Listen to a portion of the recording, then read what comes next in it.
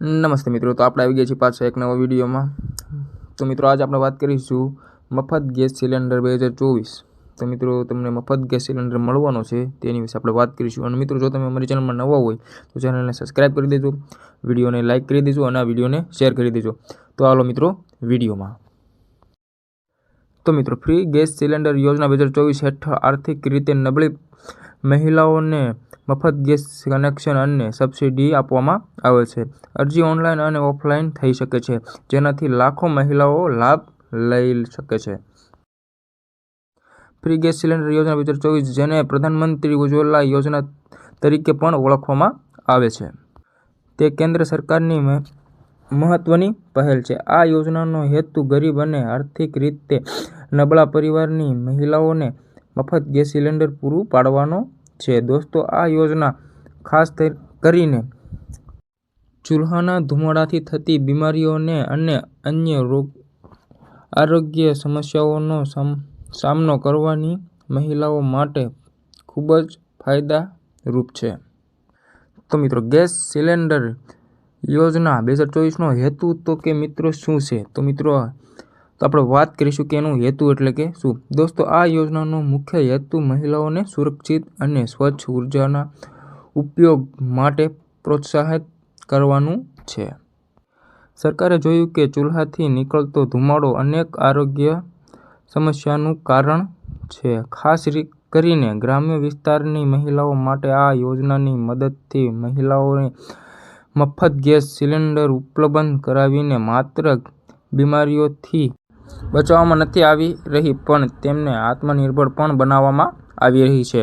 તો મિત્રો હાલો આગળ વાત કરીએ મફત ગેસ સિલિન્ડર માટે પાત્રતા। મિત્રો તમે મફત ગેસ માટે તમારે શું શું જરૂર છે તે આપણે વાત કરીશું। તો મિત્રો મહિલા અરજદાર ભારતની મૂળ નિવાસી હોવી જોઈએ। તો મિત્રો તમે ભારતના તો છો, તમને ખબર જ છે।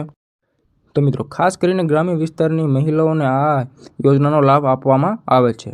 અરજદાર પાસે રેશન કાર્ડ હોવું જોઈએ અને તેમની આર્થિક સ્થિતિ નબળી હોવી જોઈએ।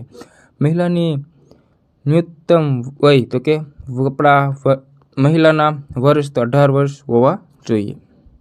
તો મિત્રો જરૂરી દસ્તાવેજોમાં શું શું જોઈશે તે આપણે વાત કરીશું। તો મિત્રો પહેલું તો આધાર કાર્ડ, બીજું રેશન કાર્ડ, બેંક ખાતાની વિગતો, ત્રીજું પાસપોર્ટ સાઇઝનો ફોટો, પાંચમું જાતિ પ્રમાણપત્ર, છઠ્ઠું નિવાસ અને આવકનો પુરાવો।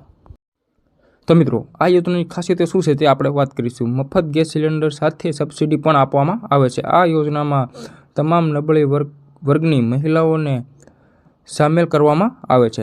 2015માં શરૂ કરાયેલ આ યોજનાઓને લાખો મહિલાઓને લાભ આપ્યો છે।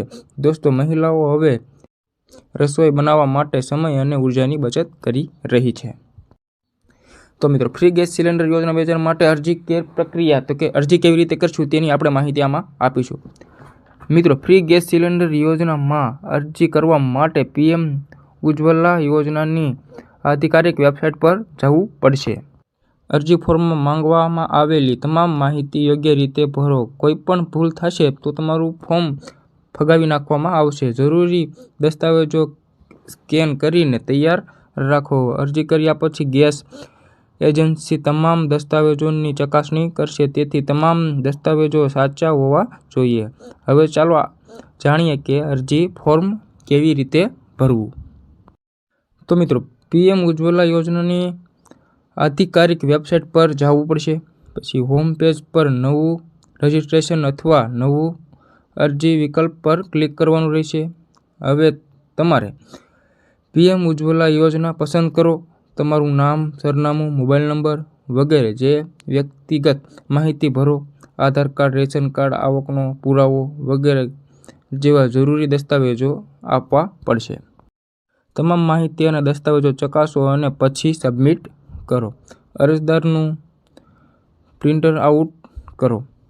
પ્રિન્ટ આઉટ લઈને તમારી નજીકની ગેસ એજન્સી પર જાઓ અને એજન્સી પર સબમિટ કરો। 15 દિવસ અંદર તમારું મફત ગેસ સિલિન્ડર તમને મળી જશે। મિત્રો આ ફ્રી ગેસ યોજના તો કે ખાસ કરીને આર્થિક રીતે નબળી મહિલાઓ માટે ખૂબ જ સારી પહેલ છે। જો તમે પણ આ યોજનાનો લાભ લેવા ઈચ્છો તો જલ્દી જાઓ અરજી કરો।